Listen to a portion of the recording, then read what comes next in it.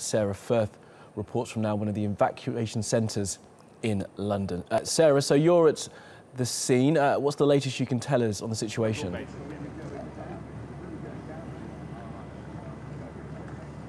Well, 12 people confirmed to have died in that fire in Grenfell Tower. It is thought that that number will rise. Firefighters have been working through the remains, the 24 floors, and you can see the charred remains of that building behind me there in the background, and of course still a large number of people that are unaccounted for. You've had friends and relatives desperately trying to find out information about loved ones, residents of Grenfell Tower that haven't been heard from, and you've had a huge number of people, of course, displaced from their homes. Now, the community response to that tragedy has been absolutely huge. Aid workers that we've spoken to describing it as overwhelming, really, as all throughout yesterday we saw local people in the area donating food, donating clothing. Now, a little earlier on this morning, we were actually at one of the local mosques that's been collecting those donations, and they were also overnight housing some of those residents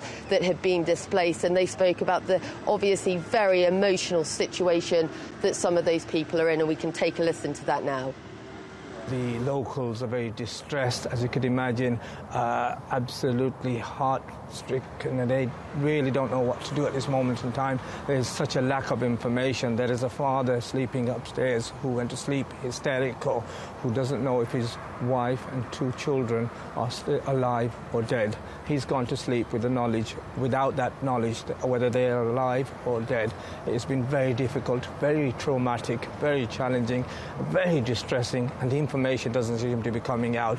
Of course, we're asking everybody to have patience, but certainly information is needed to come out to be able to console and get an understanding of what these figures look like. Of course, questions remain, Sarah. Now, at this point, is it known yet how the fire may have started?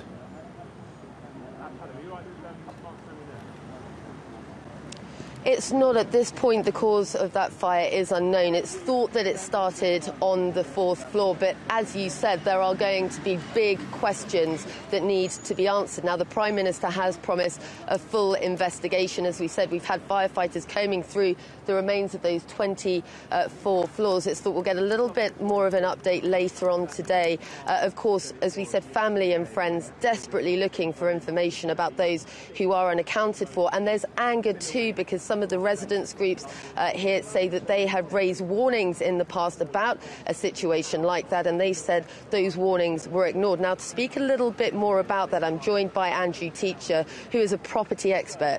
Thank you very much for joining us this morning. We've got the 24 floors there. I mean, that is quite a sight. The charred remains of that building that seem to go up unbelievably quickly. There are huge criticisms already being voiced about what took place here, about the condition of the property. What more can you tell us about that? I mean, I think it would be wrong to draw any conclusions before we have all the facts, and there have been a lot of reports going around, some borderline libelous, I would think, in terms of some of the things that we've said. And I think what needs to happen now is that we need to have a full public inquiry. It has to be made public. We have to learn lessons from this, not just in terms of building regulations and how quality needs to be enforced, but also how buildings are run, because you can have the most